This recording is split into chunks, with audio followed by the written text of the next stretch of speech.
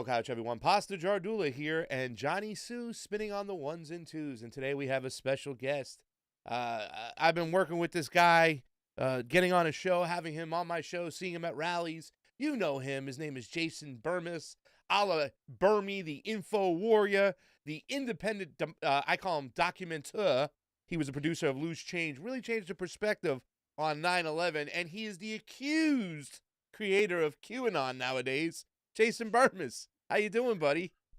I'm good, brother. How are you? I'm enjoying the madness post Biden being inaugurated. And I mean, it's just kind of like an extension, I guess, of what we saw pre Biden being inaugurated. These short sound bites where they don't let the press really get to him. He signs a bunch of things. He does pretty much basically what we expected via the establishment. And then he goes away and the media praises him for it. But so far in the day to day, because I don't need insulin or epinephrine. It hasn't affected me personally yet. In the good state of Iowa, shout out to the Quad Cities. This whole mask mandate has not really taken into effect. People are scoffing at it. It's not really enforced. And that's a big important thing to me because, you know, my mental health is important. And I got to tell you, it improved so much from going from upstate New York and then moving here in the past few months. I can't even tell you. I smile a lot more, Pasta. No, I can tell, man, and I would think the same thing. You know, living out here in Los Angeles, just wondering what's going to happen. You know, we're still on edge, and I look at my neighbors out there, and I feel bad for them because I know they haven't paid the rent in a long time. But also one of those other places that are really, when I talk about Biden, you don't live in Syria, you don't live in Yemen, you don't live in Afghanistan. With all these people he's appointing, I mean, you did a video with Rand Paul and Stephanopoulos talking about the election. Also, there's a video out there Medhurst did with Rand Paul on the Senate approval of Anthony Blinken. And, he threw all this stuff at Anthony Blinken. Didn't you learn anything from Iraq? He did the same thing in Syria. What have you learned? What's going on? And you still get the obfuscating, the bullshit, yeah. We're going to go back in there. We're going to put more troops. And, in fact, we're going to double down. And we're going to anoint a guy who works at Raytheon as the Secretary of Defense on top of it. Dude was selling missiles 2 weeks ago. Now he's the Secretary of Defense. But you know what? He's the first black Secretary of Defense out there. So show some love, Jay. Oh, come on. Didn't we all play that war black guy card with Colin Powell, who another would, and everybody was, and by the way, Powell was pre-Obama, right? So he kind of got a pass in telling you all the bad news, like there were fake chemical weapons plants. Remember that whole presentation? I remember it. And he never had his feet held to the fire. And I'm sorry if this is too little racy for some people, but that's them playing the political race card. So that if you actually question the warmongering of them killing other black and brown people, you're the bigot. Yeah. You're the bigot. Not the people that signed up for this, that you, like you said, doubled down, that put the drones in the air, that indiscriminately kill civilians, children. You're the bigot. It's a good play. Good for you. Way to go with those identity politics that many people are just buying into these days. Well, they still use it. It's still their biggest weapon. They haven't moved away from it. And hey, it works. Stick with what works, right? You got all these neo-progressives out there that have just literally got behind Biden and the establishment saying, oh, this cabinet pick is a breath of fresh air. Yeah, because Blinken was on Sesame Street with Grover. It makes everything all right. The fact that he's, bombing children in Libya doesn't mean a thing. But let's not talk craziness. Let's talk conspiracy theory, because you've been accused since you started. You were one of those people. I mean, I think they were out there. They say, look at this guy, Jason Bermas. He looks like a QAnoner. He's the one who started QAnon, but you really debunk QAnon a lot. So can you give a little bit of unpacking to our audience that you didn't start QAnon and what you actually think about it? Right. So this is kind of complex because they've been able to now take this whole QAnon thing and make it into the hype, crazy conspiracy thing by pointing out a lot of the crazy conspiracy stuff that is, of course, not only unprovable, but pasta completely and totally false. Now, unfortunately, there are a lot of things based in the people that believe in that because they look at the case of Epstein. They look at Hollywood pedophiles that have been outed in media, such as Bryan Singer and now Kevin Spacey and others. And they go, look, this is real, right? Yeah. But then they bring in all this fake stuff. Now, with the 9/11 Truth Movement, it's kind of the same way, right? And they so desperately wanted to attach then 9/11 truth with domestic terror and white supremacy. Now, they've done a great job bridging the gap between QAnon and white supremacy, right? Yeah. And remember, these are all the new domestic terror laws. So with 9/11 truth, the biggest thing out there at the time was loose change, which I was a part of. And it got a lot of people to turn their heads. So naturally, because loose change got people to question 9/11, which people should still be questioning today. They should check out my second film on that, Fabled Enemies, Loose Change Final Cut. It's all free in my playlist section. Go debunk it, please, or debate me about it. I debate all people all the time. Yeah.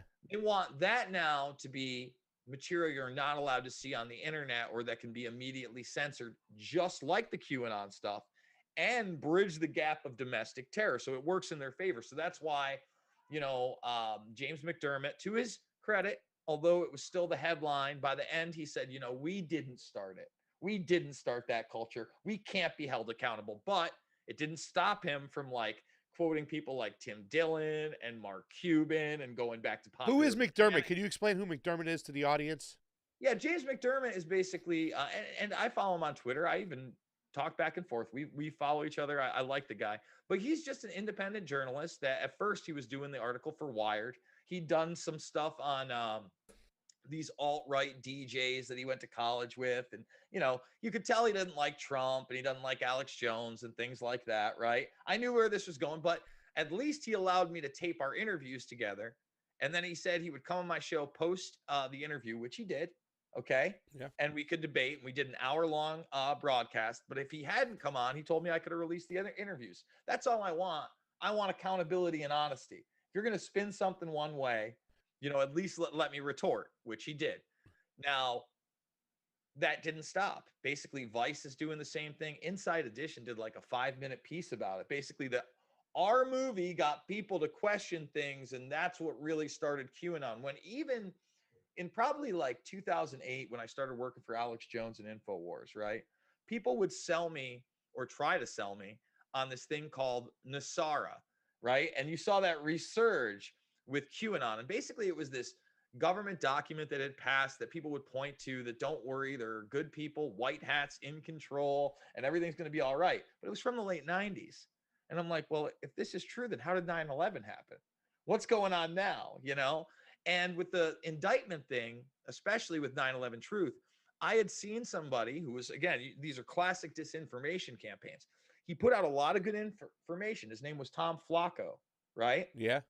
And at the time Scooter Libby was being indicted, he was talking about secret indictments and everything was going to be okay. And Dick Cheney had secretly been indicted and this coup was going to happen. We were all going to get saved from George Bush. And remember, this is kind of in the beginning of the war on terror. We hadn't expanded to AFRICOM. Syria wasn't a thing. We were beating the drums against Iran.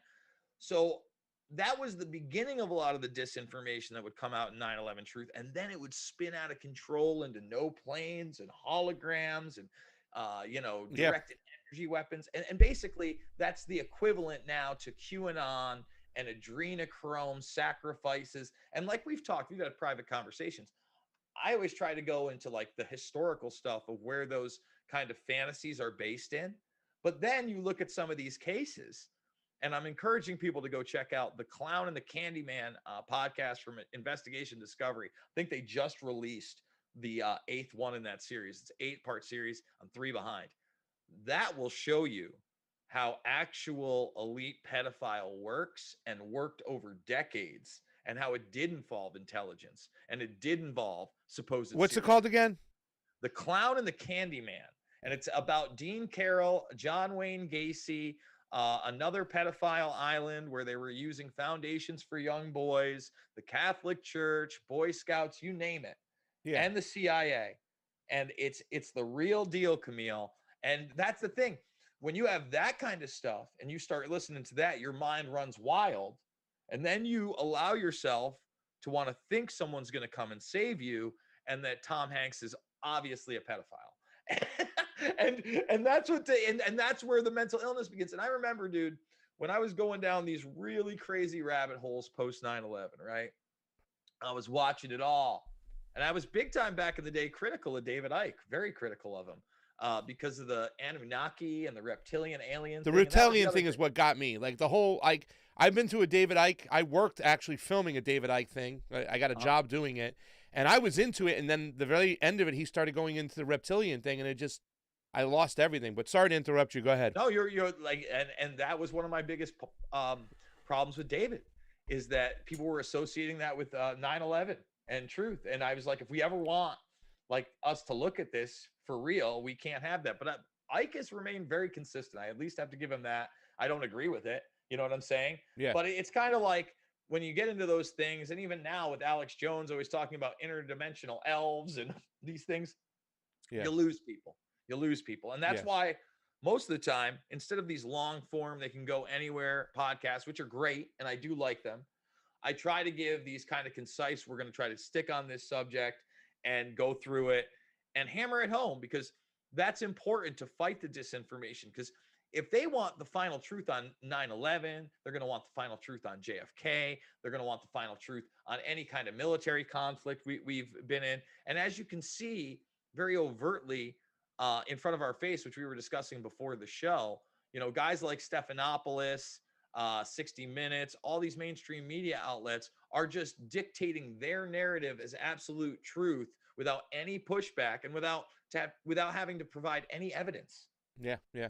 Well, I mean, you know, let's talk about a few things real quick, because you've hit some interesting points there, and I really think that, you know, people need to go check out your movie, Loose Change, because it really does. A lot of people are like, well, why would they do that? What's going on? And I think you lay it out clearly at the very end. Listen, because of 9/11, that changed so much of our foreign policy. The AUMF was birthed right out of that. So now the head of state, you know, doesn't even have to go to Congress to start bombing people. He can just do it. And then the security state, how powerful it got with the Patriot Act, whatnot. And it allowed them to do whatever they need to do, that being the elites or whoever's running this joint, meaning the whole planet, to sit there, spy on us, look on us, listen to our conversations, go wherever they want, resource extraction over here. And they use the media to do those things. But let me digress for a second, because when I first saw you was when you came on the Rokfin. And I didn't know who Jason Bermas was. And I was kind of skeptical. And to be honest with you, I had heard that you had worked for Alex Jones, whatnot. Now, I can tell you from a leftist point of view, from a lot of the leftists out there, the reason why they hate Alex Jones is the Sandy Hook thing, right? They can't stand the fact that he says that Sandy Hook was fake and the reasons behind it. They think it's awful. So therefore, they discredit everything about him. However, I kind of look at Alex Jones, and there's a lot of things I was like, okay, is Alex Jones being Alex Jones? But his main thesis to me is, you can't trust your government. Your government's lying to you. But I have a hard time, you know, kind of figuring out or distinguishing what is real and what's not real. What was your relationship like with Alex Jones? And can you give us a little insight to why you thought it was okay and maybe the backlash you might get? Because I don't look at you as like an Alex Jones guy where people go, oh, you know, Bermas is a QAnoner, he's a 9/11 truther and whatnot. I'm like, I haven't experienced that with Jason. And in fact, I've experienced a great bridge to those wannabe QAnoners that go crazy and to what's really going on and looking at everything and the receipts he has. And I think it's kind of refreshing. And it's interesting to look at Jason Bermas' point of view. But the relationship with Alex Jones, can you kind of explain that right now? Because a lot of people on the left, they have a hard time. Once they hear the names Alex Jones, they're gone. Yeah, it's funny. I guess I should just kind of start with my first Alex Jones experience. So this is prior to the Iraq War, and I'm like, again, this kind of junkie on the internet, on the New Tele Network, the No Tele Network, Morpheus, you know, LimeWire sometimes, but all these different file share networks. And I'm pulling as much information as I can from 9/11, raw information. And eventually I come to the Road to Tyranny, this torrent to a Road to Tyranny, or I found it on some back website, but it was a real media file. It was like 70 megabytes, 2.5 hour film, out of sync, 144p. I mean, awful, awful. And I watched this thing, and it's this guy with this really rednecky voice trying to tell me about the New World Order and 9/11. And I'm thinking to myself, I am going to disprove the vast majority of this. No problem. In fact, Alex's even young voice really irritated me, especially in the very beginning when I saw this film. So I start going through it. And I'm like, damn, that article's real. Oh my God, this is actually worse than that. Man, I hate that he uses this term, but okay. And like I'd say about 80+% I was able, especially the 9/11 stuff, was able to find the source material. And it, I was like, geez, well, okay.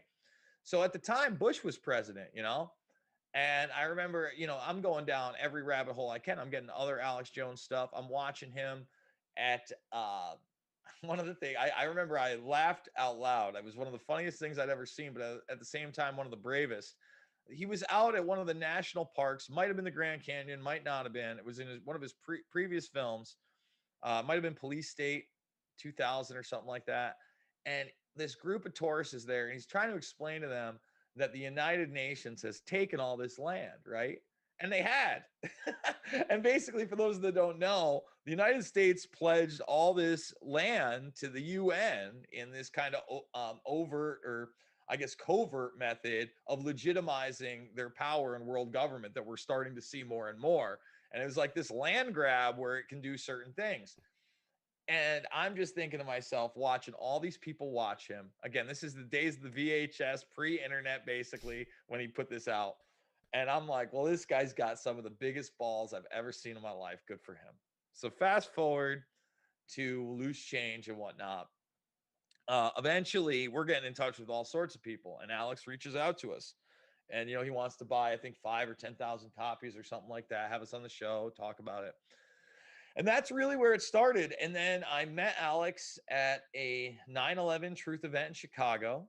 I met a lot of people there for the very first time, although there were some old favorites like Luke Radowski of We Are Change. I'd already met, and we'd already, grown a pretty good relationship. Richard Andrew Grove, who does Grand Theft World and Tragedy and Hope. First time I met him was there. First time I met Webster Tarpley was there. I want to say that's where I met Ted Gunderson. In fact, I'm 100% sure. Got to spend time with him, interviewed him. I know none of these people, by the way. It's like, well, they're all new names to me. Well, Webster Tarpley, just a lot of people that I had studied their work, and Alex Jones, was one of them. Gary Franchi, Next News Network. Gary Franchi was there with Lone Lantern Group before he was doing Next News. And we had beers with Jones, and I started a rapport with him. And again, at the time, I felt like he had more in common with like the Cindy Sheehans of the world than the left, because we were going after the Bush administration, right? And Dick Cheney. Was this post Sandy Hook or pre Sandy Hook? Oh, way pre Sandy Hook. We'll get to Sandy Hook. Yeah. Because I've done videos on Jones and Sandy Hook. Yeah.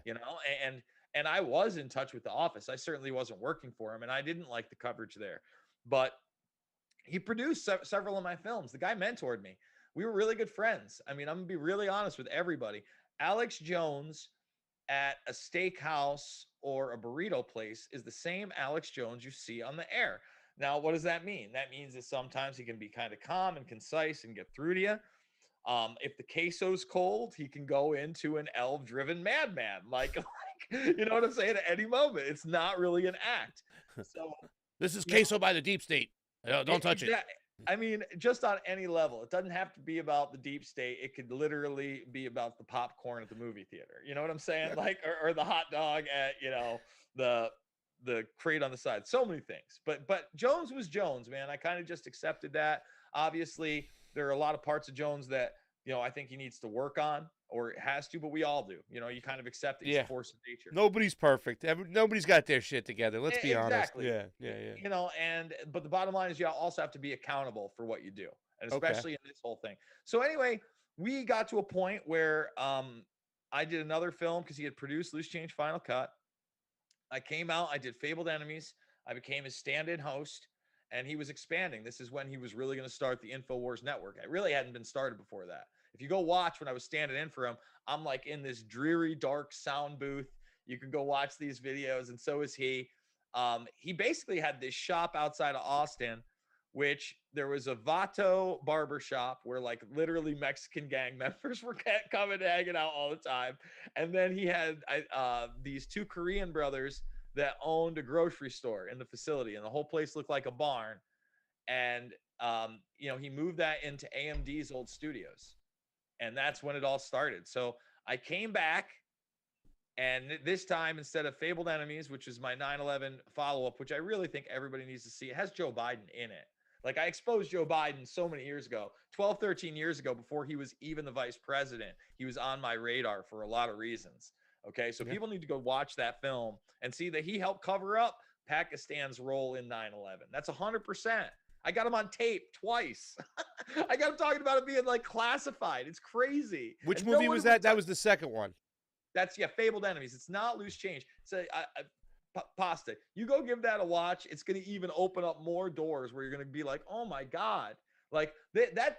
Whereas Loose Change focuses more on the physical anomalies, there is no physical anomaly focus at all in Fabled Enemies. Instead, we talk about the Pakistani, the Saudi Arabian, and the Israeli involvement. We talk about these guys training at U.S. bases and where and why.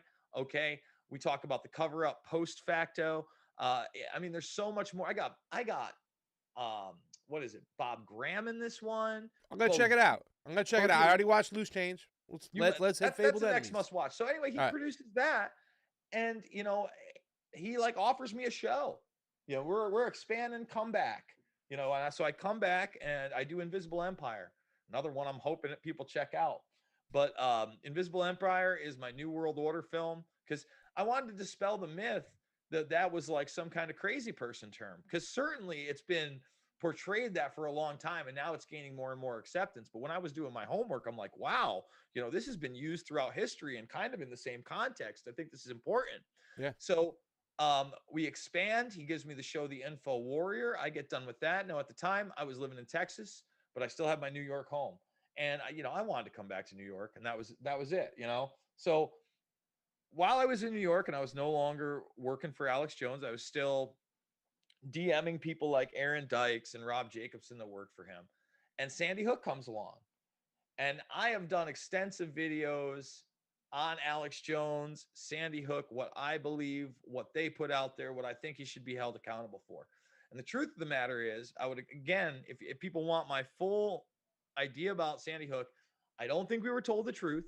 I do think those children were murdered. I think that the people that help do these things, because I'm not saying Lanza's innocent by any means. I want to make that abundantly clear, and I don't want to think people to think I think they're actors or any of that.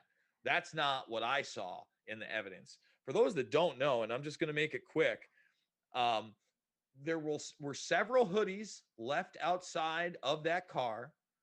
People were obviously targeted who died in there. For instance, one of the teachers' car was shot up in the parking lot where nobody else's was. That's pretty odd that there were targets. And then on top of all of that, there were reports in the beginning that the way that several people gained access, that they were dressed like clergy. Okay. Now you could push that away, but then they actually have police radio where they say they're in pursuit of a purple van with people dressed up like nuns, and they're headed towards Danbury, Connecticut, which would be the closest airport, which is very odd. And that's just some of the stuff. So my point was that there were it goes even deeper than that. There were actual real questions that I had. And about a year after Sandy Hook, when the controversy was still going and even more theories were flying around, and that's when the heat started to come on, right? With the even more crisis actor talk and all this other stuff that I don't agree with at all. They released an abundance of information. They released gigabytes. I think the full thing was something like 13, 14 gigs. I was one of the first people to download it, right? Ton of blacked out stuff, from the photographs to the video footage, which dash cam, all that stuff. A lot of interesting stuff too. So I spent a lot of time on this. I'm not going to lie. I could have gone way deeper than I did. If I was going to do a film project, I probably would have subjected myself to more, but it was just such a macabre and muddled issue, right? Yeah. I sent all this stuff to InfoWars. To their detriment, they did not listen to me. And even Aaron Dykes, post working there, we've had conversations. He didn't want to touch it. And again, for what he said, he should be held accountable for that. 110%. And I've always said that. And that's why, you have to judge every man from their own labor, right? And the fruit shall come. I'm always going to have an association with Loose Change. I'm always going to have an association with Alex Jones for people to look into. Even your name, right? Even your name. A lot of people like the Info Warrior are like, oh, wait a second. This guy's an Alex Jones disciple of sorts. Why should we listen to this guy?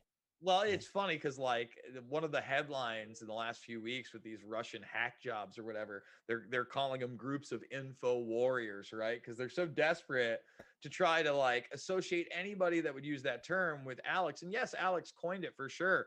But what is wrong with going to battle in the info war? Like that's exactly what we're under. It's a genius term. You know what I'm saying? Yeah. And I've never hid my identity or anything that I've done. Everybody knows who I really am.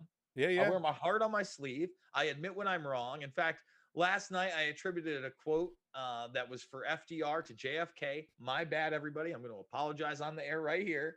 I can accept my mistakes. I'm a human being, man.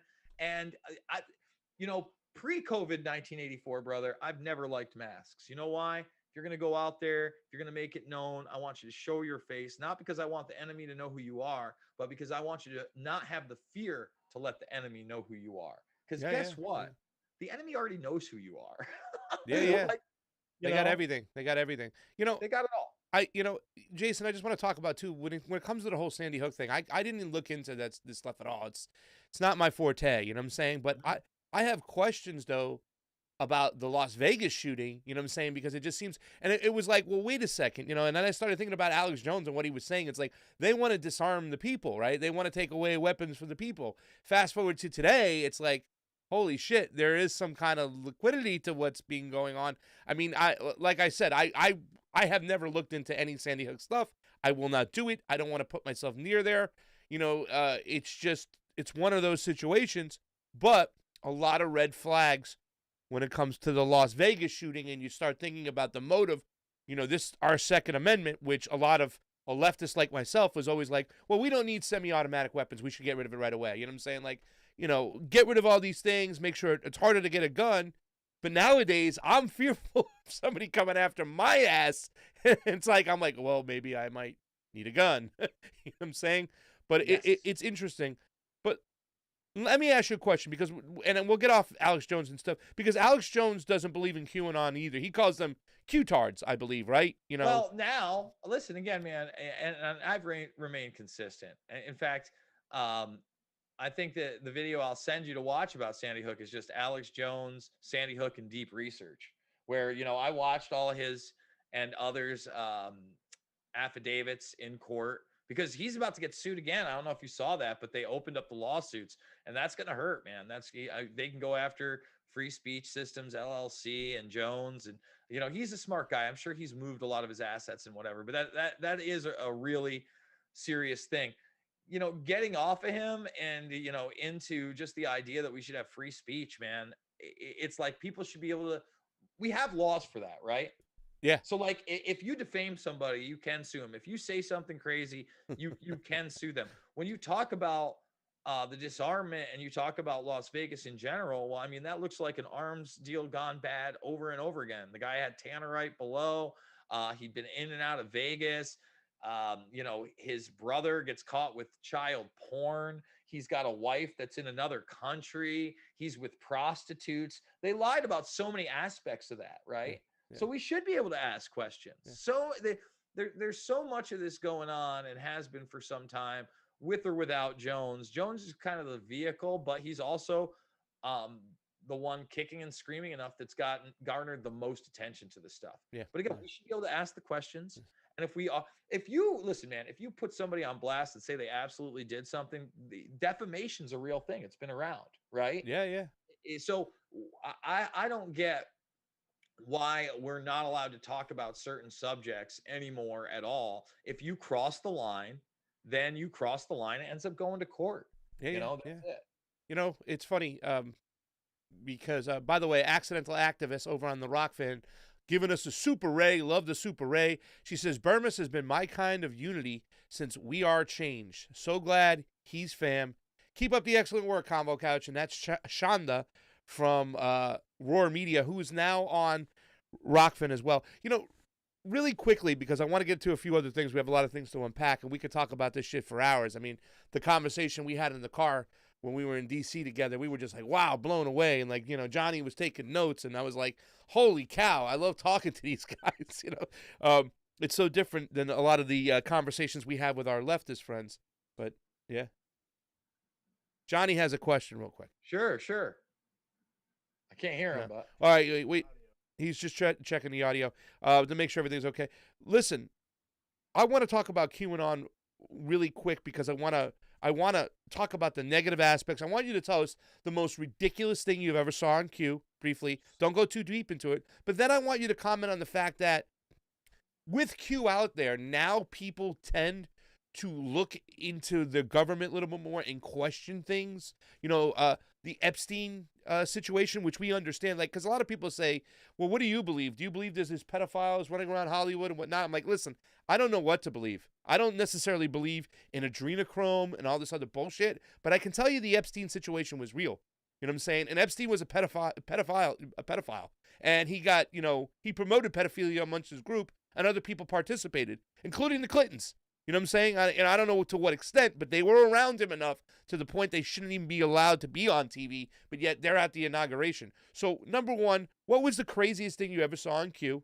And number two, isn't there some good aspect of this drop board coming to make people go, hey, wait a second, maybe we should question stuff within our government? It's so tough for me, man. Because you ended the last one with, now Alex is defaming Q, but at one point Alex actually said, I talked to Q, okay, and was pushing it and selling merchandise that said we are Q, and that's the problem. Like it built this cottage industry of liars who said that they had inside information and were talking to the actual white hats that were working with the QAnon network, and that caused a big problem because number one, the grifters came out in force, but number two, a lot of people started believing it because they wanted to believe grifters like David Wilcox, who's been grifting his entire New Age career, and you see him on Ancient Aliens and has been working. He worked a similar grift with a guy named Benjamin Fulford, where they were talking about the Yakuza fighting the Illuminati behind the scenes. And the Yakuza. We're bringing I never heard the Yakuza bringing the place. Listen, brother, again, this you want to talk about crazy, right? The Yakuza, man. But this is honestly where the grift started. It wasn't with 9/11 Truth. Those guys glommed on to 9/11 Truth, people like Wilcox and others. But Benjamin Fulford was a reporter for Forbes that basically went alternative and then went into these, Illuminati aspects. And then it's all of a sudden the Yakuza's fighting the Illuminati behind the scenes, and there's all these underground wars, and Wilcox joined the crew, and Wilcox is one of these big promoters of the grift, right? And when you're pulling in tens of thousands of dollars a month, you don't want that grift to end. It's a big deal, Yeah. So you create bot accounts. You'll even spend $1,000, $1,500 on people maybe being those bots or promoting this stuff or making you bigger. Maybe you get recruited by the FBI as an asset. That's what I'm saying. A lot of people feel that the FBI and the CIA pay grifters or go put information out there that's so outlandish that it will kind of soften the positive stuff or the truths on there, that they make it all just irrelevant and stupid. And I see a lot of leftists now using that same type of rhetoric, going, you want to side with these people who believe in adrenochrome, that there's this underground death cult and all this other bullshit, and you want to believe them? In other words, they paint that broad stroke about everybody on the right and QAnoners and yourself and would lump them in to kind of loosen up the blow of the truthing things that do come out, like this whole Epstein scandal. So, well, the other thing that's really interesting about those FBI type people, in my opinion, is, you never hear me spending a bunch of time threatening other creators or saying other creators are feds or they're shills or whatever. Wilcox is about the only one that I throw out there because he is the Ancient Aliens crew. And dude, he's been grifting for over a decade. It's just so obnoxious. I can't not say it. But I also say it about him because he knows he's a grifter, and I don't think he's an FBI guy. He stays out of court. There are these other guys out there in the quote unquote alternative media. Anytime they can, they get into a court battle with you. Okay. all of a sudden, like, you got these alternative media personalities that are promoting this kind of stuff, and these type of theories, and don't worry, something's going to happen, the storm is here. And even like right past the inauguration, right, you're getting those in the DMs. I'm sure I've been debunking the stupid stuff. I mean, that's well, that was my next question to you after. Well, first of all, yes or no, is there some positive things that have come out of the whole QAnon, the Anon mentality? The fact that now people are looking into stuff that they never looked into before. I know it gets crazy out of control and they get to the adrenochrome kind of mentality bullshit, but I mean, isn't there something positive now that people are like, well, wait, we have to at least now question what our government's doing, I mean, what you talk about with the 9/11 stuff is a lot more like online about the things we should be questioning rather than what's going on underground with this underground death cult of Democrats that are running the planet and going crazy. Man, it's so hard for me to even put a positive spin on it. And here's why. Because it really does feel like the culmination of the work of Cass Sunstein post Bush into the Obama administration, and saying, Jesus Christ, man, there's a lot of these guys talking about 9/11 truth. And we got Seahawks coaches like Carroll talking about 9/11 truth to generals when they come over for dinner. And this is making media. How do we fucking spin this, man? And then you get Cass Sunstein, and he comes in during the Obama era, and all of a sudden things change a little bit, right? Jones does, and this is when I'm uninvolved. I was there for the Obama deception, and then Fall of the Republic was released just around the same time as Invisible Empire. So yeah, we didn't like the Obama administration for a lot of reasons, and I think just ones.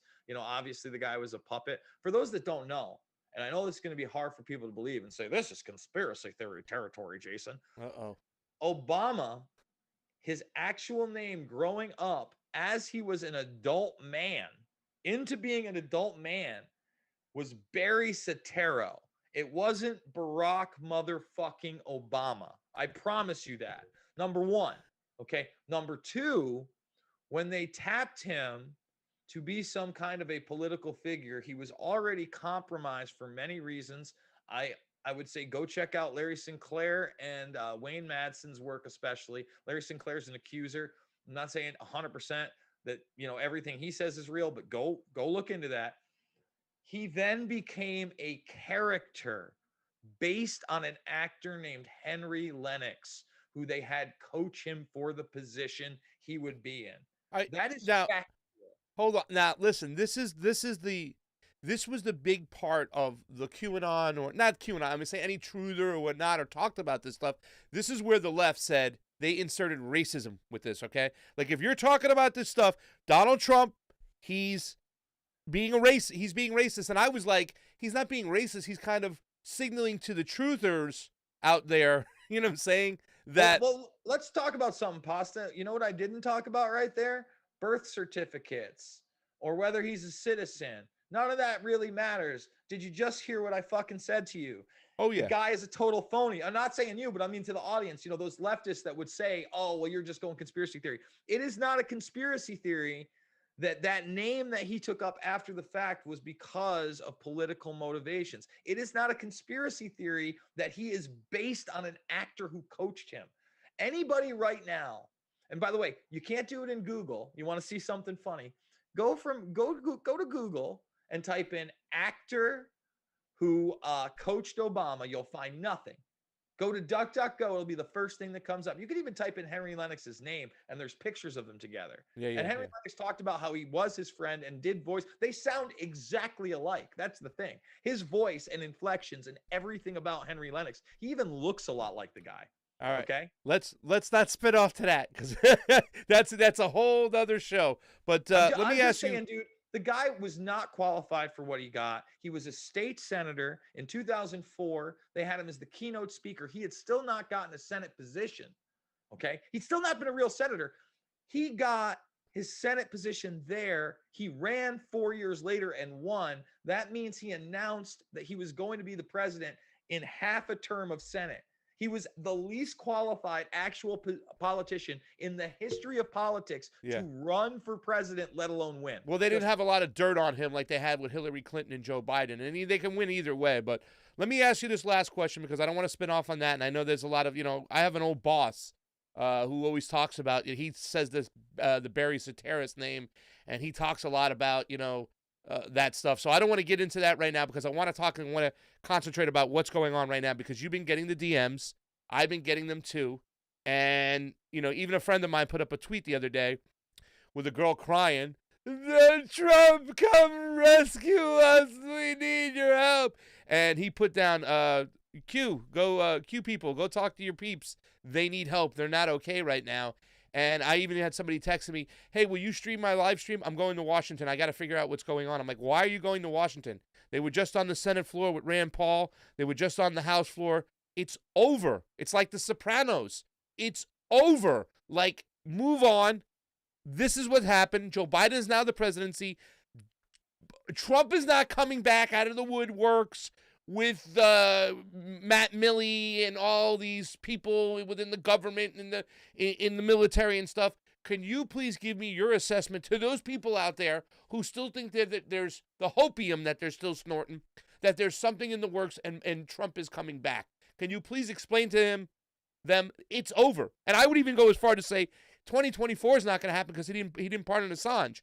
It's not going to happen either. So can you please give your thoughts on what's going to happen with the presidency as of now today? Well, the presidency as of now today, and as it will be, is unfortunately Zombie Joe and the puppets that control him. Okay, that's real. Yes. All of that hopium was nothing more than that. I warned people when we were down to the wire and people started talking about Pompeo becoming president and the delusional fantasies got worse and worse and worse. And I explained to them, listen, the Supreme Court's not looking at it. It's over. I said, if the Supreme Court looks at it, we might see something. After that first ruling, we knew it wasn't going to happen. Obviously, I was at the rally with you to see where it was going to go. None of us could have predicted what would happen at the Capitol, right? None of us. But they ended up certifying it after. Again, the only time I've ever seen a violent insurrection without Molotov cocktails that wasn't successful, where the government was so scared they stuck around and then reconvened and then certified an election. Hey. AOC was scared for her life, Jason. And now we learn it's from people who work next to her, too, as well. So stop. Yes, of course. Listen, at one point, I thought they were going to ask a dude, like, do you have your ticket? You can retrieve it for your soda and your hot dog right now. You know what I'm saying? Like, it was ridiculous. And I say this all the time. If there was a real insurgency plan by Trump supporters, it would have been a lot harder than that to stop them, and they would have brought some serious artillery. We saw no artillery. We saw the 2 Confederate flags that you saw, but the majority of people were hanging back. You know what I'm saying? There was like, and I even thought they were going to start moving forward. They weren't. After we were leaving, people were like just bewildered and looking back like, holy shit, what the hell is going on over there? So, so what you're saying is that Donald Trump is not hiding in the woodworks. He's not coming back. That you and Patrick Burns, who even told people, hey, guys, it's time you realize that this Q thing is full of shit. And this guy was at the White House with Sidney Powell, and they were saying clearly they want to try to go every single way, legitimate-wise, legality-wise, through the courts, and if it doesn't work, he's going to get in a helicopter and go play golf for the rest of his life. So could you please tell the people out there, in your opinion, is he coming back? I played his farewell speech. People then said he never said Joe Biden's name, and they thought that, yes, he'd just gotten out of Cheyenne Mountain or some other fairy tale. I explained it was over then. That was too harsh for people. After the fact, now I did a broadcast earlier today with Steve Poikonen because he has opened up literally, how the Clintons had the Clinton Foundation, all these presidents supposed to have something. He called it the office of the former president. If you look at all of the actions that were taken against him prior to him leaving office, they were tremendous. He was blackballed in the media where you didn't even see that farewell address, by the way. I had to go, it wasn't even on C-SPAN, which shocked me because C-SPAN usually carries everything. They didn't even have it. I was like, whoa, this is crazy. So then the next big thing, and I just had to debunk this the other day, is people were trying to tell me that Joe Biden signed those executive orders from some other office replica, not the White House, right? So I go, look, man, I don't even know what video you're talking about because I have 2 screenshots and somebody circled there was a truck on the lawn. That's not any proof to me of anything, right? Show me the source video. Explain to me why this isn't the White House. So, this guy who's just full Q, but writing diatribes I don't read, right? Yeah. Accusing me of not doing my research, right? He sends me a 2-minute clip of Biden signing the executive orders from The Guardian. I'm like, this isn't the goddamn source video. I go, okay, there's some stuff in the background, doesn't mean anything. I'm going to go to C-SPAN. So I go get the source video. You literally see them pan to the left and to the right. They're definitely in the White House, and the press goes out the door. Yeah. And for the 5 seconds of research that I had to do, I just typed in Trump Oval Office, found something with him in the Oval Office. Guess what? There's a truck right behind Trump's head. The press leaves to the left the same exact way from the same exact room and the same exact building. And people are still on it, man. I'm trying to reach out to them because, you talk about the good thing. Maybe the good thing is that they found a guy like Pasta Jardula or a guy like Jason Bermas, and they can have that come to God moment and that discernment moment and kind of very the reality of what they're being told, in the media is fake, but not necessarily the alternative media is telling you the truth. Just from that beginning journey, man, when I was looking at Ike stuff and seeing Phil Schneider and watching old William Cooper stuff, all that stuff, take the information for what you can, use your skills, see if you can actually back it up with any evidence. If you can, then it goes up in the information realm, right, of reality. Yeah. And being able to present to people, and then use your discernment. And that's why listen, I love what I do. I wish it wasn't so dark. I wish the times weren't so weird. Yeah. I wish this wasn't a transhumanist agenda. I wish this wasn't about total control. But post 9/11, dude, that was another thing. I was an adult. I was a young adult.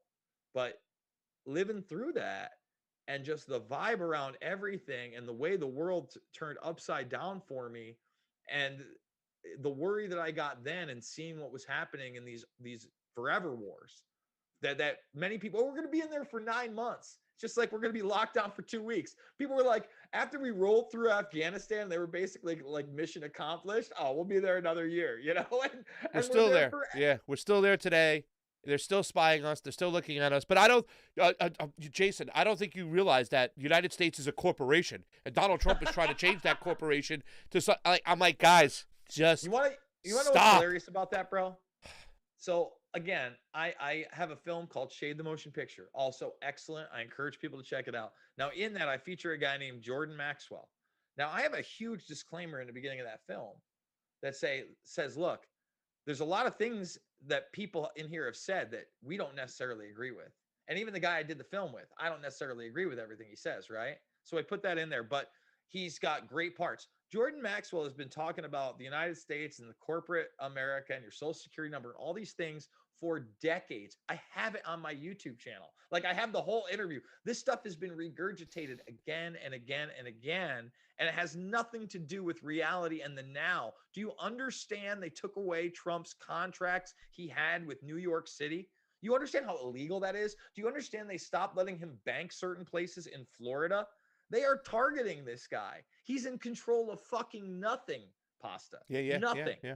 Well, I mean, I think the Q stuff, instead of going out and hunting that shit down and hunting down these real conspiracy theories, they should stick to the things that you talk about, that Steve talks about, that I talk about, right? Like, let's declassify every single document you got on 9/11. There are survivors, families of people who, victims, the families of the victims that Tulsi stood up with there. They want answers. They want documents declassified. Same thing with Julian Assange. We want transparency. We want this guy let go. Let's start diving into that. Elections. Let's start demanding all the data, because that's what they're doing right now. They're using all this QAnon stuff and conflating shit and saying, well, now you can't even have more information to the actual data for the registration polls, or when Trump, who promised to declassify some certain information when it came to 9/11, right, to provide those answers, and from the Saudi government and whatnot, those people, and hold them accountable, never did it. He turned their backs on them. So, I mean, these are the things that we need to be demanding information about, declassifying documents that are out there, demanding transparency, get away from all this other stuff. Ladies and gentlemen out there who still think that Trump is hiding in the bushes and doing something, cut it out. It's bullshit information, and muddy the waters so we can't find out the information that we really need to find out. So that's my thought process on that. let's talk about the Boogaloo Boys. Have you had any relationship? I mean, you've been seeing what's going on. You told me you watched the video that I had with the Boogaloo Boy. That guy Magnus, he was on Jimmy Dore. We also got attacked for putting out this article and talking about Fred Hampton going to work with this, what we classified as, white nationalist that had supremacist views, that flew the Confederate flag, but Fred Hampton went and worked with them for the common goal. And the Boogaloo Boy talking about somebody where we can find some commonality. Have you had any experience with the Boogaloo Boys? And what are your thoughts on them overall? I wasn't even sure they existed at one point. I guess that it's this post Proud Boys thing, and they're wearing Hawaiian shirts. Only what the media has told me, right? So the first time that I'd ever heard an in-depth interview with anybody or seen a long form speech was on your show, and I thought it was awesome, actually. And that doesn't mean that I'm endorsing these guys. I certainly have no affiliation with them, just like I have no affiliation with the Proud Boys, and I've really joined nothing. I've marched with Code Pink before. I have no affiliation with them either. Before the Tea Party was the Tea Party, when it was the 9/11 Tea Party, I marched with those. I never signed any papers. I never pledged my allegiance. But I really, really enjoyed what you did. And I know that you in particular wanted to talk about the Michigan incident. Yeah. Well, let's talk about that, because that's been something after we talked to them, after Jimmy talked to them. There have been people on the left, who say this is disgusting. You shouldn't be talking to these right-wing white supremacists. And they also tried, not only are they kind of connected to the same people who stormed the Capitol to try to take over our government, they also tried to kidnap Gretchen Whitmer, the governor of Michigan, and whatnot. And I didn't look into that story. I thought it was a lot of malarkey when I heard about it. Maybe you can give us a little insight, because I know you got the receipts for stuff like this. This is right up Jason Bermas' alley right here. Ladies and gentlemen, if you want to watch Jason Bermas, he'll show you the receipts for shit like this. Go ahead, buddy. So, yeah, I mean, if you're looking at this Wall Street Journal article, this is just one of the things that kind of scratches the surface of what actually happened. In Michigan plot to kidnap governor, informants were key. So what did you have? You had a bunch of guys that were anti-lockdown, that were pro-Second Amendment, that weren't really talking about kidnapping Gretchen Whitmer, but we're really talking about how do they go about changing these rules and possibly having a citizen arrest. But then you have FBI informants in there. So the way that they access these informants is either they offer them money, right, or they professionally infiltrate these groups. But more than likely, they put legal pressure against somebody that you've known for a very, very long time. All of a sudden, they entrap them in something. It's like, well, if you don't want to do time, this is how you're going to help us. And time again, they're the ones that incite these plots. So much so that the local sheriff, I'm not going to be able to play the clip on this, but I'm going to show people the headline, and I encourage them to check it out. Michigan sheriff defends militia members charged to plot to kidnap Governor Whitmer. And of course, they demonize this gentleman for it. But even in this 2-minute clip, he talks about, look, I don't know these guys personally, but I've seen them about. They've always been nice. They've always been respectful. They don't have a history of breaking the law. He's like, and they were trying to, do you regret being next to them? And he's like, no, it's supposed to be innocent until proven guilty. And he basically alluded to a lot of these cases, not only being entrapment, but false overall. You go back to the Newburgh 5, right? And here's the thing. Take a look. The look of these guys and the people that they arrested, they're out of central casting, right? Obviously, they're white supremacist Nazis. Well, back in the day when it was the war on terror, right, and you look into what the Newburgh 5 were about, and people need to do that, what did they do? They were going to mosques.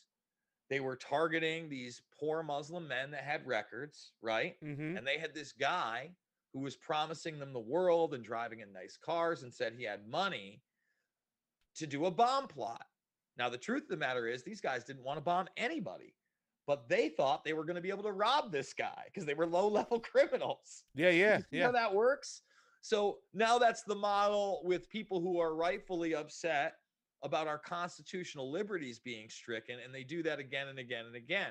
And, I was having a conversation with somebody who's, been around the world, was just over in Dubai, and she buys especially into the Islamic jihadi terror narratives and these sorts of things. And no one's saying that doesn't exist or that radicalization doesn't exist.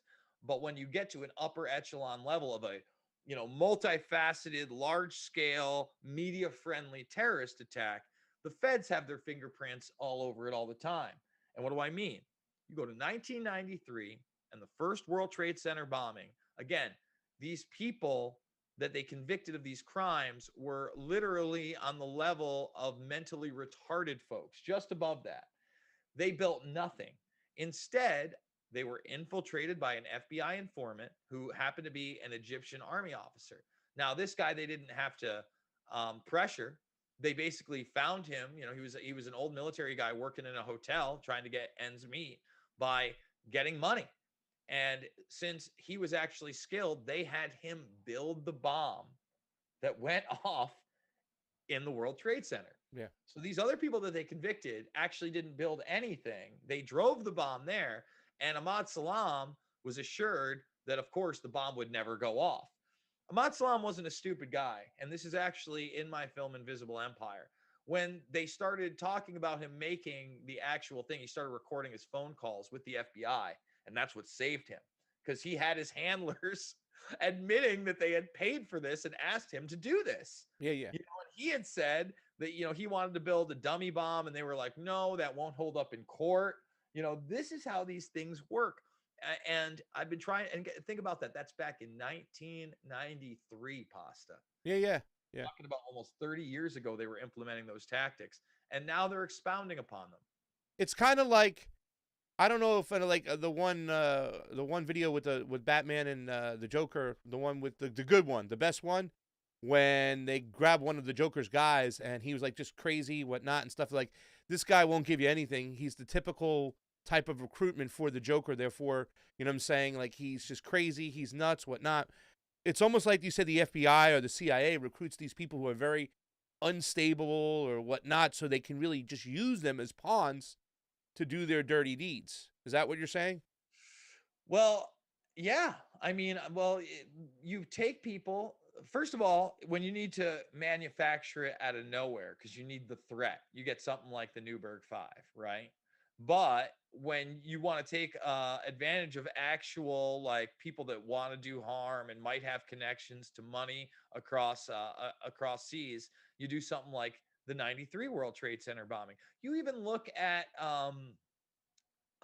Oklahoma City, and it's in Invisible Empire. There's no doubt there were explosives in that building. You have the media there as the bomb trucks are going in to get the explosives out. You have Governor Frank Keating confirming they took explosives out on the local news. I mean, these things actually, you can watch the bomb trucks go in. There was a truck bomb, but another bomb went off in the Murrah building for sure. And they said they took at least, I believe, 3 other explosive devices out of that thing. Timothy McVeigh, up until his death, said that he worked for Black Ops. In, I believe, before 2010, I think it was before 2010, Hustler was actually the only one that would publish it, but I got my hands on the video. There was a video of a military base that basically they were there to film a training session on actually controlled demolition and explosives. And, Timothy McVeigh seems to be on that base cleaning up one of the tanks long after he's supposedly been discharged from the military. Okay.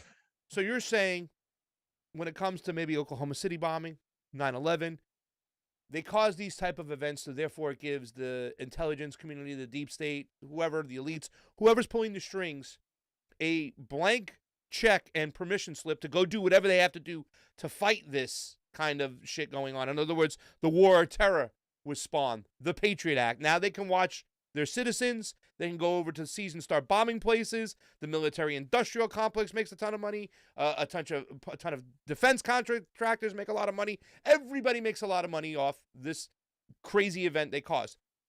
How does this play, in fact, in your mind, to the Boogaloo Boys? Like, why were they doing this? Were they trying to squish this group that was more of a leftist kind of leaning militia, that where they protected a lot of Black Lives Matter people and they actually talked to both sides and stuff? Or was it for them to open up the door to Pandora's box to do what? Why would they do this Fugazi act on you think the Boogaloo Boys maybe? What would be the reasoning behind it? I think that no matter what, they don't want any type of armed resistance. They also don't like people who like the Constitution and Bill of Rights. You know what I mean? They also don't like people that reach out. I think it's almost a mythos that it's only going to be conservatives and and Proud Boys, etc., that are going to be the domestic terrorists and the evangelical Christians. You know as well as I do, these are just as I do that these are just avenues, right? To basically criminalize everybody and promote pre-crime. And again, if you don't get due process, if they're able to pin you as a domestic terrorist instead of a criminal, even better. That's why that's another huge thing that bothered me about these Q people is that they were and another thing that made me see through the veil very, very easily and quickly is they thought Guantanamo Bay was a good thing. Think about that spin, like that Cass Sunstein dream of propaganda. You're talking about the Guantanamo Bay, they're emptying it out so they can put people like Adam Schiff and Nancy Pelosi in there. Is that part where they were saying that stuff? I was like, guys, yes, man. I mean, I was just like, are you serious? There was even a report, I think, that Adam Schiff was even getting arrested at LAX, detained. I'm like, okay. How many times was Tom Hanks arrested? How many? John McCain supposedly was executed there. It's nonsense. But again, it's that culmination of them realizing they were losing the narrative and then turning their own conspiracy theories in, right? That were absolutely outlandish and actually at the end promoted their ideal sets. In 2007, when the Democrats were running in 2008, the very first YouTube debate, I did a watch along with it. Every question almost was about when are we ending the war? When are we closing Guantanamo Bay? When are we ending the war? Yeah. When are we? And everybody had an answer. Hillary Clinton had an answer. John Edwards had an answer. Barack Obama had an answer. Joe Biden had an answer. They were all going to do it. Yeah. It's 2021. Nobody did it, and no one's even questioning it. And now you got these people that think that they're fighting the deep state by saying that we need to have. They flipped it. They can keep it open now. They flipped it. They've totally kept now it's open. That was the big thing from leftists is like, when are you closing Guantanamo Bay? And I thought that would lead into all these other black cells they have all around these other countries. No, now it's like a good thing for the QAnoners and these people to keep it open. It was like, guys, get your story straight. So really quick, just to recap, what are the lines of bullshit when it comes to the Boogaloo Boys? Just bullet points to make you question it. Give us that real quick. I think that no matter what, and again, you can have free speech, but I think that no matter what, if you end up firing the first shot, you're done. It's over. I think that the reason that the civil rights movement in this country was successful is because they made the authoritarians use actual force against them, and they refused to use force. Now, some people will say, well, you had the Black Panthers. Well, you had Malcolm X. None of those movements were successful, and arguably there'd be no doubt that those would be terrorist movements today if they were using the same actions, right? Yeah. Without a doubt. The truth was that now you had all these people of different colors making it very, very obvious that the state was using a force against these people because of the color of their skin. And we have to realize this isn't a race war anymore. This is a class war. And a lot of what they speak about is true. However, if we're now talking about armed militias and we're talking about targets that maybe aren't military targets or maybe are, you're going to lose, man. You're going to lose. These guys have robots in the sky. Okay. And if you give them an excuse to put robots in the sky that can use force against you in this country, we are lost. Yeah. And that's a very big, real possibility, man. People don't see it, but I've been talking about this whole COVID 1984 thing, this transhumanist agenda. I just did a story on Sophia the robot and Hanson Robotics, something I've been following for well over a decade, and they're rolling them out. And when you watch, the DARPA dog and the Boston Dynamics bot dancing around to now that you can dance in a time when I can't see people's faces and they're dehumanizing us, yet they're humanizing machines with 1950s pop hits. What do you think's going on, man? I mean, look, I don't want to be doom and gloom. I'm so pro humanity. Pasta, you spent some time personally with me now. I'm not I want to talk about this shit all the time. I want to smile. I want to look at girls. I want to have beers. I want to, I want to enjoy my life. I'm going to the girls' basketball games in a little while. You know, I want all those things, but you know what I don't want to do? I don't want to have to wear a mask at this game, and I do. And that makes me want to fight harder, and that does upset me, and it should make others want to fight harder. So, you know, that's the real deal, man. I think that we got to take these, and I said this with Steve, we got to take these people that were opioid addicts and make them actual activists. And to do that, it's a big transition from being a keyboard cowboy to somebody who's out in the street. And then we have to get them out in the street, not for underground tunnels with children and lizard people, but for the actual people that are trafficking those children around the world, because that's a real thing. You know what I'm saying? Yeah. And be able to articulate that in a factual manner. Yeah. And that's how we're going to progress. It's funny because you're talking to those people who believe that everything was a conspiracy theory. And I'm talking to those people who believe that it's never a conspiracy theory, right?